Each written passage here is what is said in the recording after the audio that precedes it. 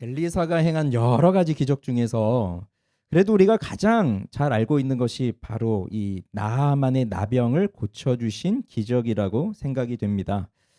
이것이 열왕기하 5장에 나오거든요. 자, 여기서 우리는 엘리사 외에 두 사람을 좀 주목해서 보자고 했죠. 나하만과 게하시입니다. 이 두 사람에게 큰 변화가 일어납니다. 나하만에게는 좋은 변화가 일어났어요. 그렇다고 한다면 게하시에게는 안 좋은 변화가 일어났습니다. 지난주에 나아만이 변화되어지는 것을 보았는데 시간이 좀 없어서 나아만의 이 변화된 모습을 좀 짧게 언급하고 지나갔어요. 그래서 오늘 나아만에게 일어났던 중요한 변화를 좀 보고 그 다음에 이제 또 게하시의 이제 변화되는 것도 보도록 하겠습니다. 자, 나아만의 몸에 나병이 나았다는 것을 우리 지난주에 봤어요. 근데 나아만이 병 고침을 받고 그냥 돌아간 것으로 끝나지는 않습니다. 더 위대한 결말은 나아만이 여호와 하나님을 인정하고 하나님께 예배하게 된 것에 있어요. 자, 나아만을 생각해 보시죠. 나아만이 처음부터 하나님의 말씀에 적극적으로 순종하던 사람이었나요? 그렇지가 않습니다. 하나님의 사람의 말에도 귀를 기울여서 순종하지 않았습니다. 그런데 순종했죠. 그래서 우리 어릴 때부터 이 나아만 이야기를 설교를 듣게 되면 항상 결론이 그거였던 것 같아요. 하나님의 말씀에 순종합시다. 이게 항상 결론이었던 것 같아요. 자, 맞는데 근데 거기서만 끝나면 안 되고 좀 더 본질적인 모습, 본질적인 부분으로 또 들어가 봐야 돼요. 자, 나만의 진짜 문제는 뭐냐면 나병이 아닙니다. 진짜 문제는 내가 누구인지를 모른다는 것입니다. 나아만은 자기가 누구인지를 몰라요. 나아만이 생각한 자기 인식은 무엇입니까? 나는 아람이라고 하는 나라의 군대 장관이다. 그러니 아람이라고 하는 나라의 임금 다음으로 높은 권력을 가지고 있는 사람이라는 거죠. 그게 이 사람이 가지고 있었던 자기 인식입니다. 그러니 그 사람의 상태는 교만함이었어요. 교만한 상태. 그래서 교만한 상태를 한마디로 정리하면요, 이겁니다. 자, 이런 거 잘 안 하는데 따라해 보게 해야 되겠다. 그래야 있지 않으니까 따라해 보세요. 내 생각에는 이게 교만함입니다. 내 생각에는 내 생각에는. 그래서 나아만이 뭐라고 했어요? 엘리사가 나오지도 않고 그 사환을 보내서 요단강에 몸을 7번 씻으라 이 이야기를 하니까 화를 내면서 돌아가려고 하잖아요. 그때 이 나아만이 가지고 있었던 생각은 뭔가요? 아니 나와서 나를 맞이하고 내 환부에 손을 대고 기도해야 되지 않느냐? 그래야 내 병을 고치지 않느냐? 그것이 나만이 가지고 있었던 생각입니다. 내 생각에는 그게 교만의 모습이에요. 그런데 이 나만이 변화되기 시작합니다. 그래서 그 신하들의 이제 설득을 받아서 요단강 물속으로 들어가잖아요. 그 물속에 들어가는 거는요. 교만한 모습 그대로는 들어갈 수가 없어요. 무슨 변화가 일어납니까? 자신을 낮추는 변화가 일어나요. 자신을 낮추는 변화. 그래서 그 요단강에 들어간다는 것은 자신을 낮추는 겸손한 신앙의 상태로 들어가는 것입니다. 이걸 한마디로 하면 하나님의 사람의 말대로예요. 어떻게 변하죠? 내 생각에는 에서 하나님의 사람의 말대로, 즉 하나님의 말씀대로 이렇게 바뀌는 겁니다. 그렇게 했을 때 나타난 변화가 나병이 깨끗이 낫는 건데 그것이 마치 어린아이의 살같이 회복되어 깨끗하게 되었다고 했잖아요. 그 지난주에 말씀드리면서 우리 병 나았다가도 병에 걸렸다가 나으면 살에 흉터 같은 것들이 남잖아요. 그리고 살면서 점점 주름도 지고 하잖아요. 근데 이거는 그 나병에 걸렸던 사람들이 흉터가 그냥 낫는다. 제가 예전에 그 여수에 있는 애양원에 간 적이 있어요. 아주 오래전입니다. 거기에 나병 환자들을 본 적이 있어요, 직접. 근데 그 나병 환자들은 다 완치가 된 나병 환자들이에요. 그렇지만 그분들의 몸은 나병의 흔적이 그대로 있습니다. 제가 만났던 그분들은 다 앞을 못 봐요. 그 나병균이 눈을 갉아먹어서 앞을 볼 수가 없어요. 피부도 다 여기저기 뭉드러져 있어요. 고침을 받고 완치가 되었다 해도 그 흔적은 있다고요. 그런데 나아만은 3살이 어린 아이와 같은 살이 되었어요. 그것이 나중에 우리가 보게 될 부활을 맛보는 그런 것입니다. 정말 놀라운 기적이죠. 근데 그것에서 끝나는 것이 아닙니다. 어떤 변화가 일어나느냐? 자, 15절 봐보세요. 나아만이 모든 군대와 함께 하나님의 사람에게로 돌아와서 그의 앞에 서서 이르되 내가 이제, 자, 거기부터 읽어볼까요? 내가 이제 이스라엘 외에는 온 천하에 신이 없는 줄을 아나이다. 자, 이게 바뀌는 겁니다. 이 나아만이 여호와를 섬기는 사람이었어요? 모르던 사람입니다. 아람에서 우상을 섬기던 사람입니다. 그런데 이제 이 여호와 외에는 온 천하에 신이 없는 줄을 내가 압니다. 이렇게 바뀌어요. 그러면서 당신의 종에게서 예물을 받으소서. 이렇게 바뀌어집니다. 이건 뒤에 가서 또 얘기해 드릴게요. 그다음 17절. 나아만이 이르되 그러면 청하건대 노새 2마리의 실을 흙을 당신의 종에게 주소서. 이제부터는 종이 번제물과 다른 희생 제사를 여호와 외에 다른 신에게는 드리지 아니하고 다만 여호와께 드리겠나이다. 자, 이 놀라운 변화가 일어나는 겁니다. 나아만은 유대인이 아니 이스라엘 사람이 아니에요. 아람 사람입니다. 그가 사는 나라는 여호와를 섬기는 나라가 아닙니다.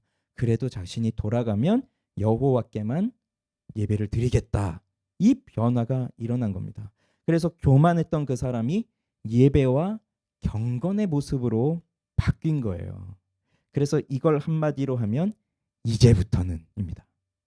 자, 내 생각에는 이것으로 사로잡혔던 사람이 이제 하나님의 말씀대로 하게 되니까 이제부터는 나는 하나님께만 예배하겠습니다. 겸손히 하나님만 섬기겠습니다. 이렇게 바뀌어졌다고요. 이게 변화입니다. 나병이라고 하는 질병을 통해서 나아만은 하나님께 나아갈 계기가 된 거죠. 그리고 이렇게 병을 고침받고 하나님을 예배하는 사람으로 변화되기까지 여러 일들이 일어났습니다. 나병에 걸리고 곧 바로 즉시 고침받고 이런 것이 아니라 여러 일들이 있었어요. 그 집에 있는 그 여종, 그 이스라엘에서 잡아온 그 여자 아이의 그 말로부터 시작해서 뭐 여러 가지 일들을 거쳐서 여기까지 온 겁니다. 이 모든 과정들이 무엇을 가르쳐 주는 것이냐면 내가 누구냐 이걸 가르쳐 주는 과정이에요. 내가 누구냐. 나는 이 나라의 군대 장관이다. 내가 수많은 말과 병거들을 거느리고 있다. 나는 이렇게 수많은 재물을 가지고 너한테 갖다 줄 수도 있다. 우리 지난주에 그 요즘 시세로 환산해 봤잖아요. 나하만이 들고 온 이 은, 금, 옷 이런 것들이요. 거의 요즘 시세로 하면 180억 정도 되는 거예요. 엄청난 거죠.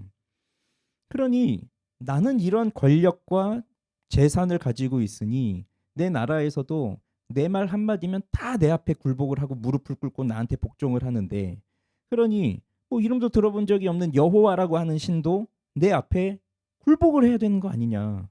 내가 공짜로 온 것도 아니고 내가 빈손으로 온 것도 아니고 이렇게 엄청난 은과 금을 가지고 왔으니 그러니 여호와는 나한테 내가 바라는 걸 해줘야 되는 거 아니냐. 그것이 이 나아만이 가지고 있었던 생각입니다. 그런데 만약에 엘리사가 나아만이 왔다는 걸 듣고 바로 나가서 그 나아만의 환부에 손을 대고 여호와의 이름을 부르면서 기도했더니 그 자리에서 그 병이 나았다고 생각해 보세요. 그러면 나아만은 무슨 생각을 할까요? 역시 내가 옳구나.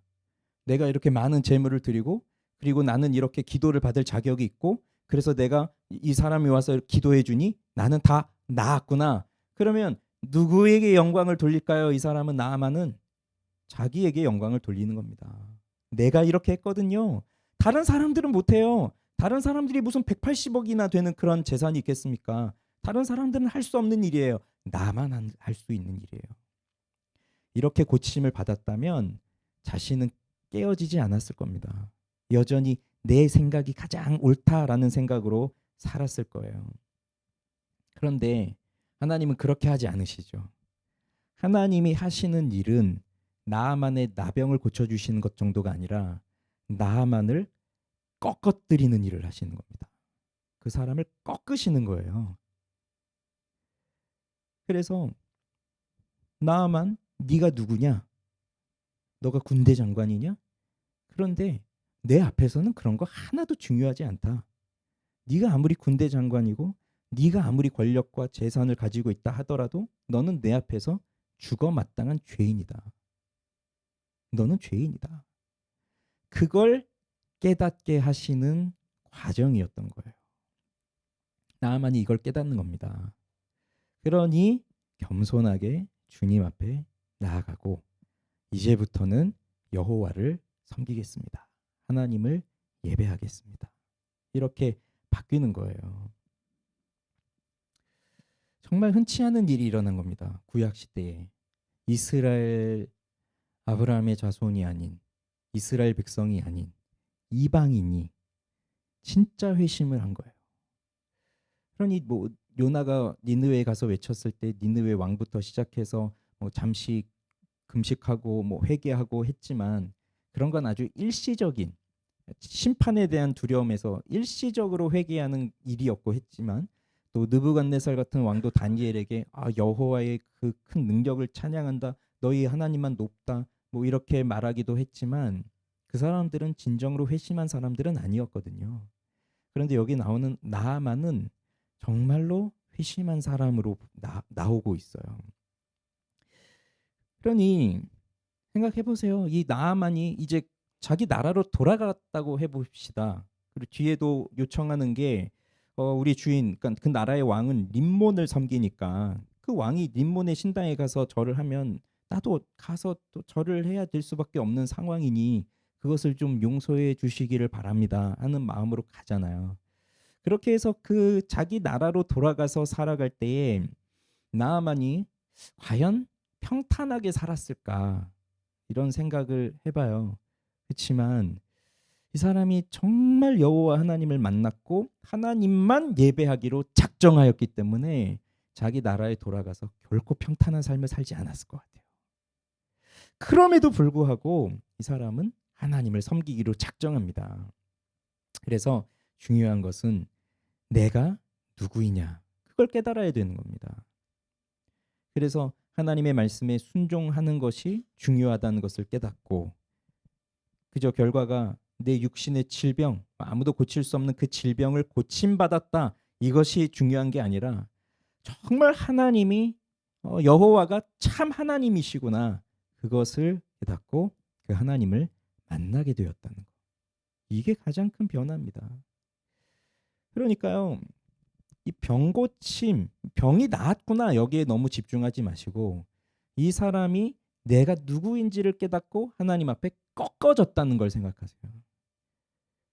그래서 우리가 하나님을 만나가는 과정은 하나님을 만나면 만날수록 내가 깨지는 겁니다. 그러니 옆에 사람 자꾸 보지 마시고 옆에 사람이 왜 저러나 그런 거 보지 마시고 나를 보시면 되는 거예요. 하나님은 나는 왜 이렇게 안 깨질까? 나는 왜 이렇게 변화가 안 될까? 그걸 보시면 돼요. 그래서 하나님을 만나면 변하지 않는 내 모습이 자꾸 보이거든요. 그럼 어떻게 했죠? 회개하고 주님 앞에 또 나가고 하나님의 은혜를 구하고 하는 겁니다. 우리도요. 나만 같이 살지 않았나요? 다 우리 마음속에는 내 생각에는 이게 가장 많았어요. 항상 그렇지 않습니까? 뭐 무슨 일을 하든지 간에 내 생각이 가장 중요하잖아요. 회의를 하고 뭐 토론을 하고 뭐 회사에서 일을 하고 사람들하고 뭔가를 하고 하면 다 내 생각이 가장 중요해요. 그러니 내 생각은 이러하니까 하나님의 생각도 이렇게 돼야 돼. 우린 그걸 또 하나님 앞에 강요하고 있습니다. 그러면서 하나님은 제한받으실 수 없는 크고 위대하신 분이신데 내 생각에 하나님이 맞춰주셔야 되니까 하나님을 제한하고 있는 거예요. 그러니 여기 이스라엘 왕이 지난주에 뭐라고 했어요? 나아만의 병을 고쳐주라 했더니 뭐라고 했어요? 내가 하나님이냐? 이렇게 말했잖아요. 그러니까 우리는 평소에 내가 하나님이냐? 이렇게 말을 하지만 실제로는 내가 하나님으로 살아가고 있는 우리입니다. 그걸 깨뜨리시려고 때로는 고통도 주시고 시련도 주시고 연단도 주시고 질병도 주시고 관계의 깨어짐도 주시고 가난함도 주시고 뭐 여러 가지 일들을 우리 가운데 주시는 거예요. 그러면서 우리더러 깨닫게 하시는 건 뭐냐면 봐라. 넌 하나님의 은혜가 없으면 살 수 없는 존재다. 그걸 깨닫게 하시는 거예요.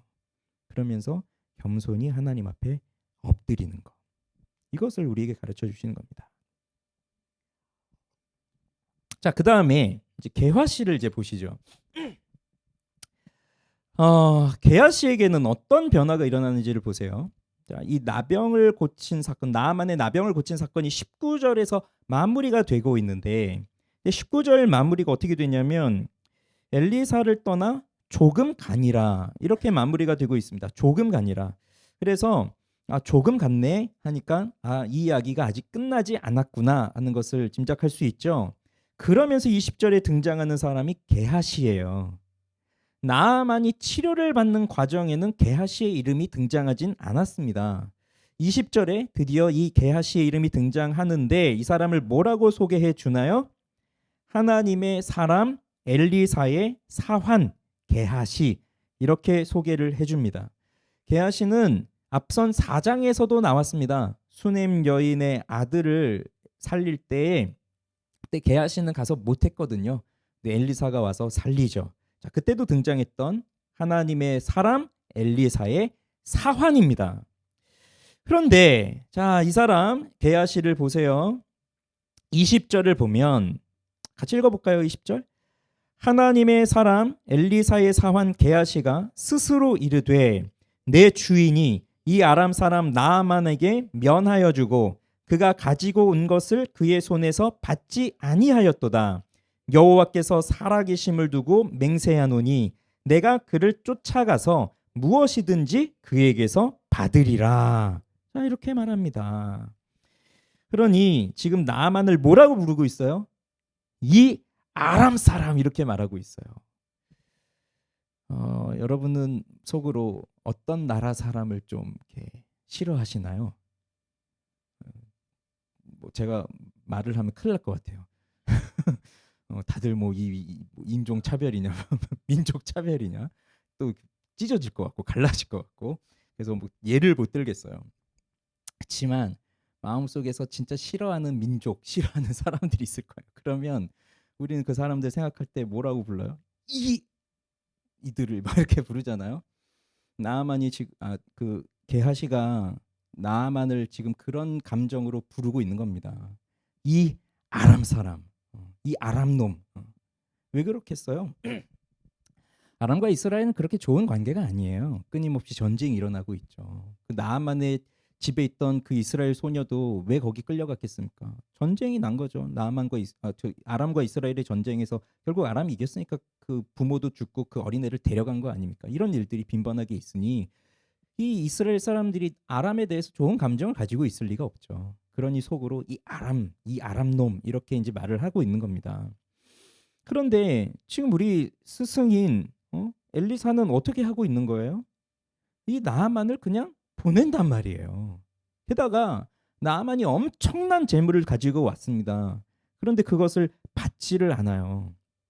그래서 이 아람의 군대 장관을 고쳐준 것도 못마땅하고 또 이 나아만이 가지고 온 이 많은 재물도 그것을 받지 않는 것도 너무 못마땅한 거예요. 이 게하시가 볼 때는. 게하시가 누구였을까요? 이 하나님의 사람 엘리사의 사환이었으니까 그 누구보다도 엘리사 옆에서 늘 함께하던 사람이 게하시였습니다. 그러니 엘리사가 하는 일을 다 보았고 엘리사를 통해서 일어나는 일을 다 보았죠. 그러면 나아만이 와서 병고침을 받고 회심을 하고 이제 나는 여호와 하나님만을 섬기겠습니다. 하나님만이 참된 신이십니다라고 그 회심의 고백을 하고 있을 때 정말 하나님을 사랑하는 사람들이라고 한다면 그 일이 가장 기쁜 일이잖아요. 이방인이 하나님 앞에 돌아와서 회개하는구나. 그런데 이 게하시는 나아만의 회개와 변화를 보고서도 만족할 수가 없었습니다. 왜 그런 걸까요? 뭐 이 사람 마음속에 있는 그 뿌리 깊은 인종적 그 민족주의 같은 그 이스라엘 사람들이 가지고 있는 이방인에 대한 적개심 이런 것도 있겠지만 그의 마음속에 탐욕이 들어왔어요. 욕심이 들어왔어요. 그러니 나만이 병고침을 받고 그냥 돌아가는 것이 받아들여지지가 않습니다. 그러면 이 사람이 어떠한 과정으로 그 탐욕이 들어와서 어떻게 이 사람이 변화되어 가는지를 한번 보세요. 자, 게하시가 아까 20절에 뭐라고 말했어요? 뭐라고 말했습니까? 여호와께서 살아 계심을 두고 맹세하노니 내가 그를 쫓아가서 무엇이든지 그에게서 받으리라. 이렇게 말을 합니다. 이상하지 않습니까? 우린 대충 이 이야기의 결말을 알고 있으니까 게하시가 지금 어떤 마음으로 이렇게 하는지를 다 알고 있고 결론도 알잖아요. 우리 아까 읽었으니까 나병이 걸리고 저주를 받잖아요. 이게 좋은 일을 하고 있는 것이 아님이 분명한데 근데 이 게하시가 지금 누구의 이름을 들먹이면서 맹세를 하고 있나요? 여호와의 살아계심을 두고 맹세하고 있습니다. 뭘 하는 거를? 내가 그를 쫓아가서 무엇이든지 받아오리라. 이것을요. 아니 우리가요. 죄를 지을 때 이게 선한 일이 아니고 하나님께서 그리 기뻐하실 일이 아닌데 내가 그걸 하고 싶을 때 있잖아요. 그럼 그 일을 할 때 여러분 맹세하고 하세요. 내가 여호와의 살아계심을 두고 맹세하노니 내가 기어코 저 사람 쫓아가서 저 사람 얼굴을 한 대 때려주리라. 뭐 이렇게 죄 지을 것 내가 행하겠다는 걸 하나님 앞에 맹세하면서 한 적이 있으십니까? 우리는 하나님 몰래 하고 싶죠. 하나님한테 들키고 싶지 않고. 근데 게하시는 대놓고 여호와의 살아계심을 두고 맹세하고 있습니다. 왜 그럴까요? 왜 그럴까요? 이것이 잘못된 일이라고 생각하지 않기 때문이에요. 내가 하고 있는 일이 정당한 일이라고 생각하고 있기 때문입니다. 왜 게하시는 이런 생각을 할까요?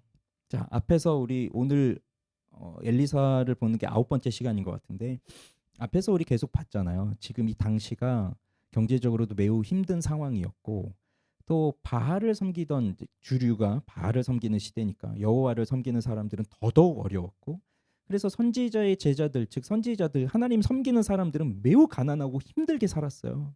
그래서 그 선지자 남편이 죽었을 때 그 과부가 자기 자식을 노예로 팔려갈 수밖에 없는 그런 상황에 놓여 있고 먹을 것이 없어서 저 밭들에 나가서 들포도 넝굴 이런 거 뜯어와서 죽 끓여 먹다가 죽을 뻔하고 뭐 이런 일들을 겪고 있는 극심한 가난한 상황에서 나아만이 엄청난 돈을 가지고 왔으니 엘리사 선생님이 그걸 받으면 그게 다 어디로 가겠어요? 뭐 엘리사가 혼자 그걸 다 쓰겠습니까? 당연히 선지자들에게 가고 제자들에게 가고 어려운 사람들에게 가고 가난한 사람들에게 가고 그럴 거 아니에요. 그런데 엘리사가 그걸 받지 않으니까 이 속에서 화가 나는 거예요. 아니 저걸 받아서 가난한 사람도 주고 우리 선지자 우리 지금 고통 가운데 있는 우리 선지자들도 좀 돈을 좀 받고 해야 되지 않느냐. 그래서 엘리사 자신의 주인 스승인 엘리사가 틀렸고 내가 맞다는 얘기입니다. 이 누구랑 비슷합니까? 아까 나하만이 변화되기 전의 모습과 비슷하잖아요. 내 생각에는. 이게 맞다는 거예요. 이게 바로 탐욕이 우리 속에 들어오면 자기를 속입니다. 자기 기만이 일어나요. 근데 더 재밌는 게 뭐냐면 이 맹세를 누가 했는지 아십니까? 여호와의 살아계심을 두고 내가 맹세하노니 이거 누가 했는지 아세요? 엘리사가 했습니다. 16절 16절 봐보세요. 이르되 내가 섬기는 여호와께서 살아계심을 두고 맹세하노니 내가 그 앞에서 받지 아니하리라. 나아만이 강권하지만 엘리사는 거절합니다. 엘리사의 맹세였어요. 내가 여호와의 살아계심을 두고 받지 않겠다. 그런데 그것을 이 사환 게하시가 그대로 합니다. 내가 여호와의 살아계심을 두고 맹세하노니 내가 받아내리라. 예. 이것은 마치 자기가 하려고 하는 일을 선한 것으로 포장하는 일입니다. 분명 옳은 일이 아니잖아요. 그런데도 이 게하시의 마음속에 이 재물에 대한 욕심이 들어오게 되니까 탐욕으로 인해서 계획을 합니다. 그리고 그것을 가지려고 실행을 하는데 이 자기가 벌이는 계획과 실행이 다 하나님의 뜻이라고 여겨요. 그러니까 이렇게 말할 수 있는 겁니다. 이건 여호와의 살아계심을 두고 맹세해서 반드시 해야 될 일이다. 하나님의 뜻이다. 자기 기만이 그 속에서 일어난 거예요. 자기가 속고 있는 거예요. 그러니 엘리사는 잘못했고 난 잘하는 것이다. 내가 이 돈을 받으면 나는 선지자의 제자들을 위해서 베풀고 가난한 사람들을 위해서 베풀고 할 것이다. 이게 하나님의 뜻이다. 이런 생각을 하는 겁니다. 그렇지 않고서는 어떻게 여호와의 살아계심을 맹세하면서 다른 사람 물건을 훔쳐오고 그럴 수 있겠어요. 거짓말을 하고. 철저하게 자기가 속고 있는 겁니다. 지금 스스로가. 이게 죄가 가져다주는 무서움이에요. 우리 속에 탐욕이 들어오고 욕심이 들어오면 이렇게 속습니다. 자기 자신이. 그리고 내가 하려고 하는 게 맞다고 끝까지 우겨요. 사람 앞에서도 우기고 하나님 앞에서도 우겨요. 내가 잘하고 있는 겁니다. 이게 하나님 뜻 맞습니다.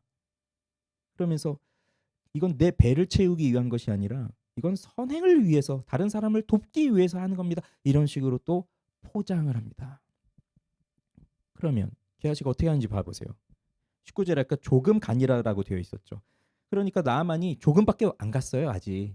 그러니 얼마든지 따라잡을 수 있는데 게하시가 바로 쫓아갑니다. 21절에 보면. 그러면 나아만이 뒤를 보니까 게하시가 달려오는 것을 보았어요. 조금밖에 안 갔지만 게하시는 엄청나게 급하게 달려서 갑니다. 근데 그 자리에서 놀라운 일이 일어납니다. 무슨 일이냐? 수레에서 타고 있던 나아만이 벌떡 일어나서 내려옵니다. 수레에서. 그리고 게하시에게 인사를 해요. 이게 왜 엄청난 변화죠? 이 나아만이 원래 어떻게 왔어요? 말과 병거를 거느리고 그 큰 재물을 가지고 엘리사의 집에 그렇게 딱 어깨에 힘주고 그러고 갔잖아요. 뭐 수레에서 내렸습니까? 뭐 내려서 선지자를 겸손하게 찾았습니까? 그런 것도 아니었잖아요. 이런 사람이었는데 이제 하나님을 만나고 나니까 엘리사가 쫓아온 것도 아니었습니다. 엘리사의 사환이 그의 종이 따라왔지만 그 자리에서 내려서 그 종 앞에서 이렇게 엎드려 그 종을 대우하는 거예요. 이게 변화된 모습이에요. 낮아진 거죠. 그러니까 존대를 하는 겁니다. 그 사람이 아무리 하찮은 종이라 할지라도 함부로 대하지 않고 예전 같으면 뭐 만나기나 했겠습니까? 만나주기나 했겠어요? 그렇지만 직접 내려서 그를 존대합니다. 근데 평안하냐? 게하시가 평안합니다. 이게 이제 우리 잘 아는 샬롬이에요. 샬롬하냐? 샬롬합니다. 그런데 이제 게하시가 이렇게 말합니다. 우리 주인께서, 주인이 누굽니까? 엘리사죠. 우리 주인께서 나를 보내시며 말씀하시기를 지금 선지자의 제자 중에 두 청년이 에브라임 산지에서부터 내게로 왔으니 청하건대 당신은 그들에게 은 1달란트와 옷 2벌을 주라 하시더이다. 이걸 누가 말했다고요? 엘리사가 말했다고. 그래서 나를 지금 보냈다고. 뭐 하는 거냐? 뭐 하는 겁니까? 거짓말을 하고 있는 겁니다. 거짓말을. 그러니 내가 가서 내가 좀 필요하니 나한테 좀 주십시오. 내가 이걸 엘리사 선생님한테 드리겠습니다. 이런 것도 아니고 여호와의 살아계심을 두고 받지 않겠다고 하는 그 엘리사를 끌어들여서 그리고 선지자의 제자들을 끌어들여서 거짓말을 합니다. 그랬더니 나아만은 어떻게 해요? 뭐 사실이냐? 엘리사가 정말 그랬느냐? 이런 거 물어보지도 않습니다. 어떻게 합니까? 은 1달란트 달라고 했는데 어떻게 해요?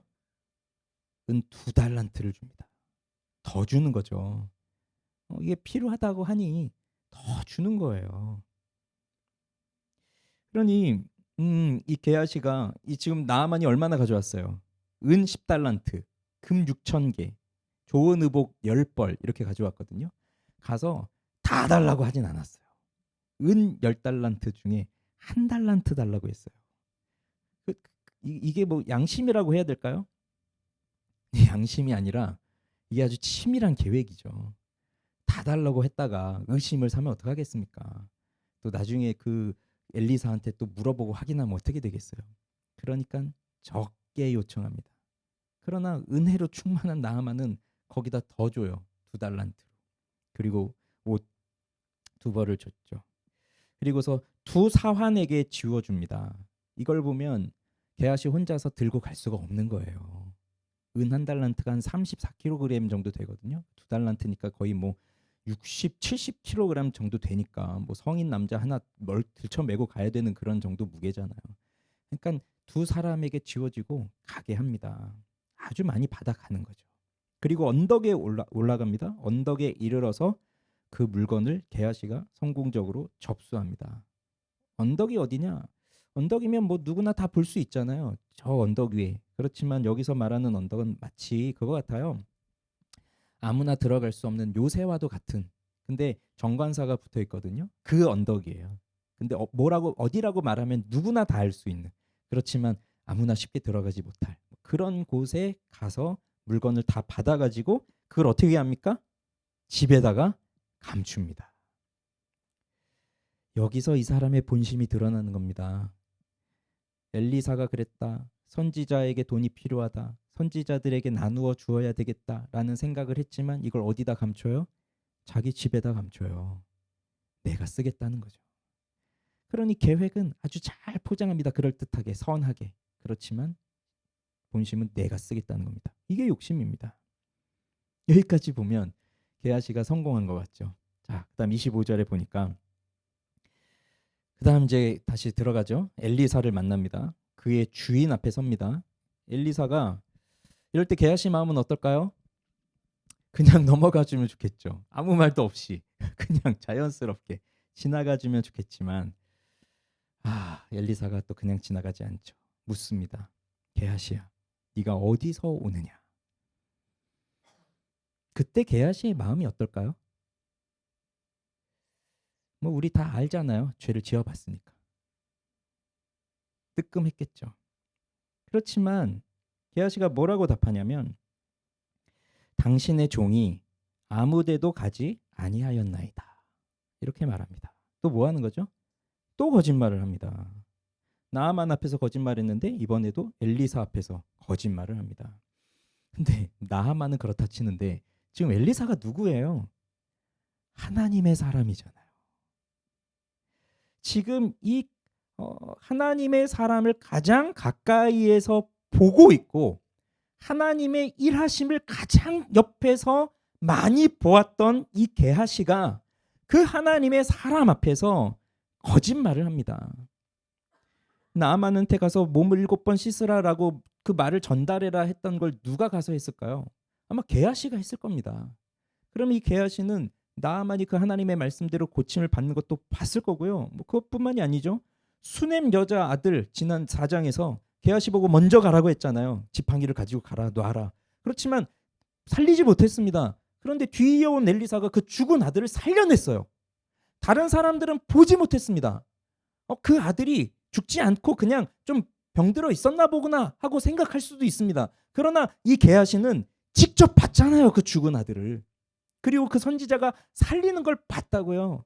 그러면 이 엘리사를 통해서 위대한 일, 하나님의 놀라운 일들이 펼쳐진다는 것을 알고 있고 하나님이 그와 함께 하신다는 것을 알고 있으니 우리도요. 좀 이렇게 양심이 살아있고 하면 굉장히 경건하고 신령한 사람들 있잖아요. 하나님을 잘 섬기고 하는 사람들. 그 사람들 앞에 서면 왠지 저 사람은 나를 다 뚫어지게 쳐다볼 것 같아. 내가 무슨 생각을 하고 있는지 내가 무슨 죄를 짓고 있는지 다 알 것 같아. 그런 마음이 우리끼리도 들게 되는데 어떻게 이 엘리사 앞에서 이렇게 뻔뻔스럽게 거짓말을 할 수 있을까요? 주저주저 하면서 말했을까요? 저는 아무 데도 안 다녀왔습니다. 아닐 거예요. 아주 뻔뻔하게 했을 겁니다. 근데 이게 누가 한 거라고요? 하나님의 사람 엘리사의 사환이 한 겁니다. 하나님의 사람의 사환. 이것이 탐욕이 가져다 주는 반응이에요. 죄가 가져다 주는 반응. 자, 이 사람이 어떻게 하나님의 사람의 사환이 될 수 있었을까요? 엘리사가 중요한 일들을 이 사람한테 시키잖아요. 그러면 이 게하시는 어떤 사람이었다는 겁니까? 그냥 늘 뺀질거리고 말도 안 듣고 기도도 안 하고 하나님 경외하지도 않고 경건 생활도 안 하고 그냥 지 마음대로 살고 이런 사람을 엘리사가 불러다가 너는 나의 사원, 내 옆에 늘 가까이 있거라, 내가 명하는 걸 해라, 이렇게 시켰을까요? 아니죠. 어쩌면 선지자들 중에서 가장 신실하고 가장 성실하고 가장 하나님을 경외하고 그런 사람이었기 때문에 또 이 자리에 세우지 않았을까요? 그런데도 이 사람이 지금 뭘 하고 있어요? 거짓말을 일삼고 물건을 빼앗아 옵니다. 이게 탐욕이에요. 이게 죄예요. 평소에는 잘 섬겨요. 평소에는 충실하게 했어요. 신실했어요. 겸손했어요. 그런데 마음속에 욕심이 들어오게 되니까 스승에 대한 못마땅함이 생기고 그러면서 스승이 잘못했고 내가 잘한다. 이게 하나님의 뜻이다. 이렇게 자신을 속입니다. 그리고 속는 것뿐만이 아니라 거침없이 행동해요. 주저하는 것이 없어요.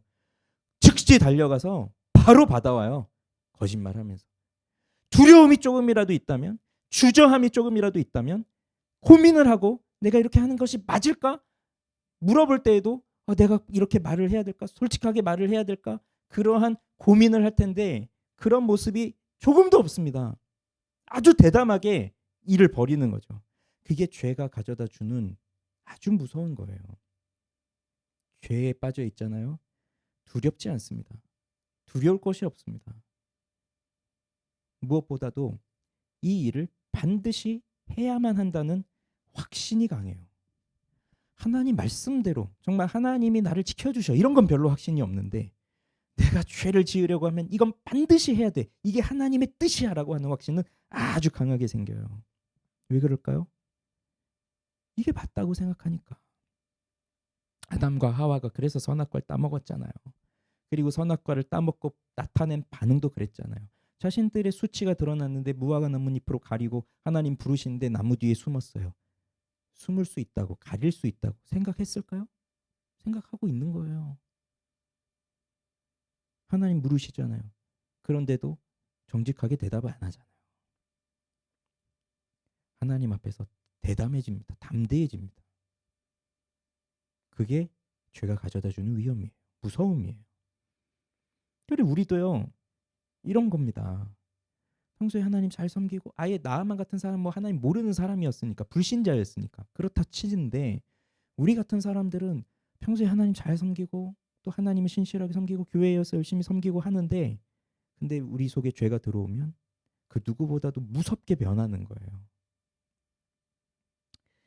근데 엘리사는 속아 넘어가지 않죠. 26절에 한 사람이 수레에서 내려 너를 맞이할 때 내 마음이 함께 가지 아니하였느냐. 내 마음이 함께 가지 아니하였느냐. 내 심령도 너와 함께 움직이지 아니하였느냐. 아마 하나님이 알려주신 것 같죠. 엘리사라고 어떻게 모든 걸 다 알겠습니까? 수넴 여자가 달려올 때 왜 달려오는지 몰랐잖아요. 아들이 죽었다는 거 전혀 모르고 있었잖아요.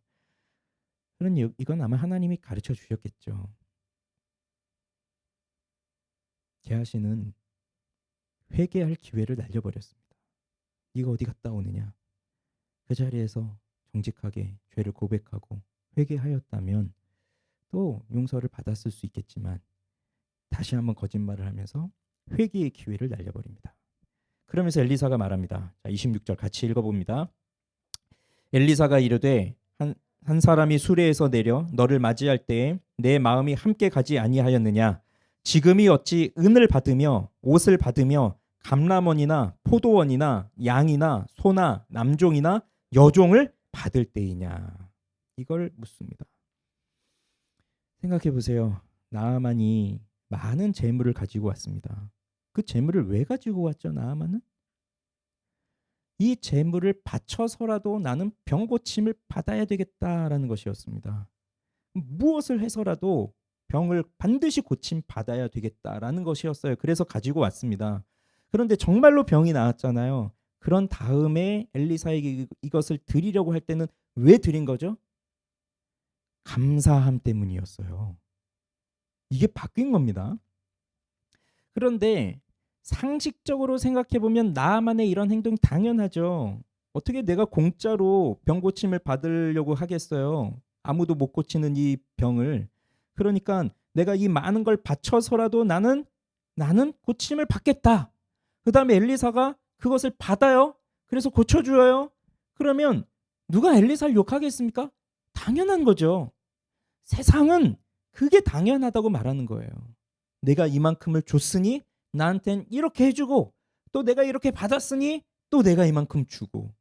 이게 지난주에 봤던 그 소도망의 세계관이잖아요. 주고받고 주고받고. 나는 받을 자격이 있으니 내가 또 받고 내가 가지고.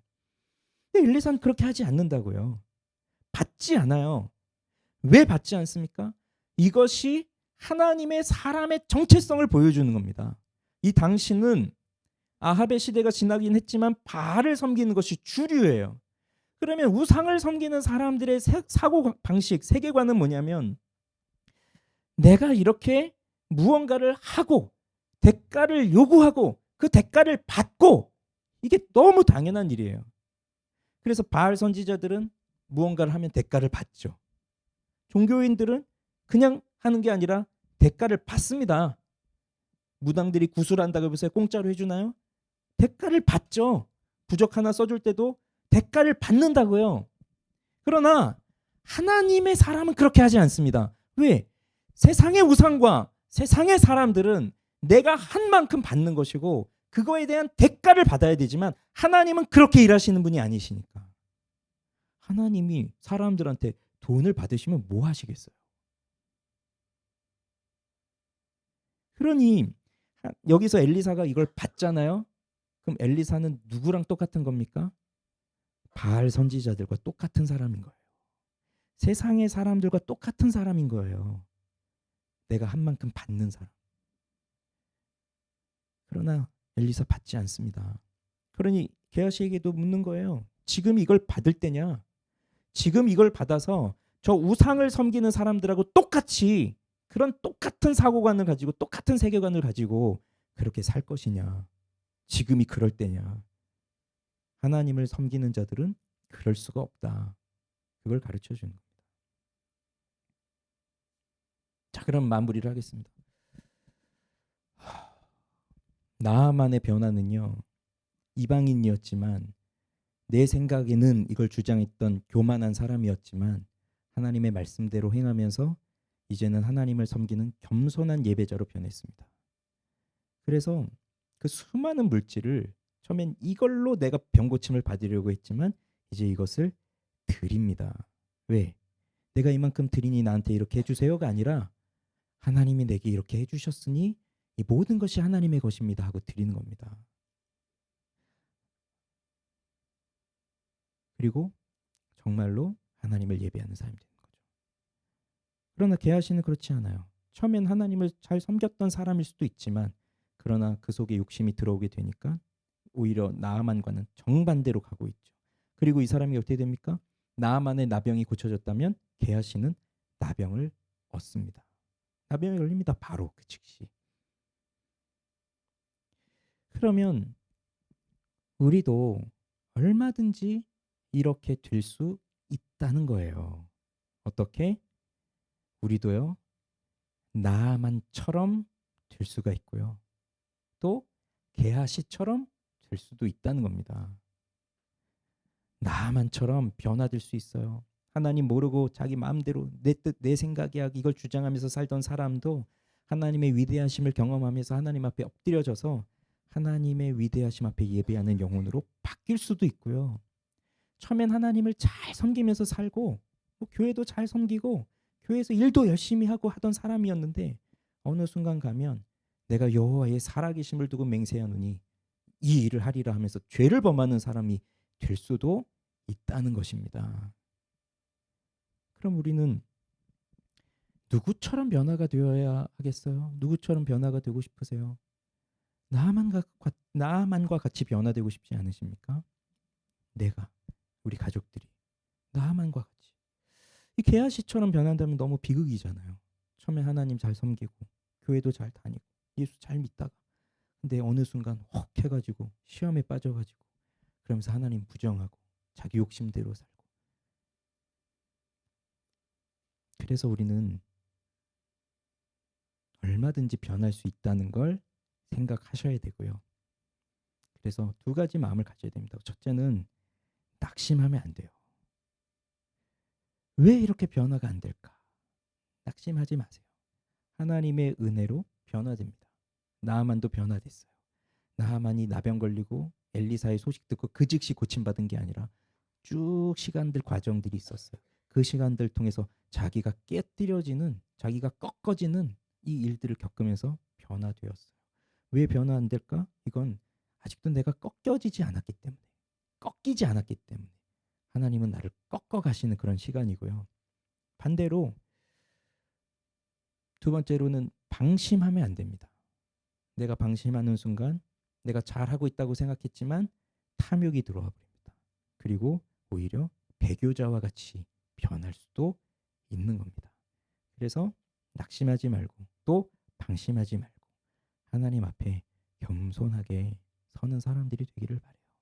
그러니 단순히 그냥 순종하면 복 받는구나, 순종하면 병 고침 받는구나 이 정도로 끝나는 게 아니라 하나님 앞에 내가 누구인가 하는 것을 보고 그다음에 내가 죄가 들어오면 나는 어떻게 위험한 인물이 되는가도 보고 그래서 방심하지 말고 또 낙심하지 말고 하나님만 바라보는 우리 모두가 되기를 바랍니다.